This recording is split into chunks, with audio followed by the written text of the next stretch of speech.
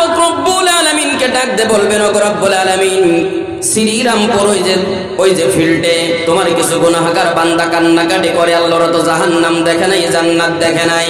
বান্দা করে যখন কান্নাকাটি করে রাতের আধারে, আপনার পরিবার, আপনার মা, আপনার বাবা, আপনার স্ত্রী, আপনার কলিজার টুকরা সন্তান যখন ঘুমিয়ে গেল, আপনি কানটা ধরলেন, রব্বুল আলামিন জিন্দেগিতে আর কোনোদিন নামাজ ছেড়ে দিব না। আল্লাহ যে কান ধরলাম, জিন্দেগিতে আর কোনোদিন মিথ্যা কথা বলবো না। আল্লাহ কানে ধরলাম, জিন্দেগিতে আর কোনোদিন কোরআনের বিরুদ্ধাচরণ করব না।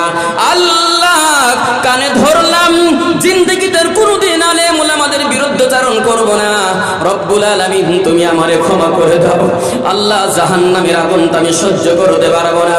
রব্বুল আলামিন তুমি যদি আমারে ক্ষমা না করো, আল্লাহ আমার তো ক্ষমা করার মতো তেমন তো আর কেউ নাই। দুনিয়ার বুকে একজন ভিক্ষুক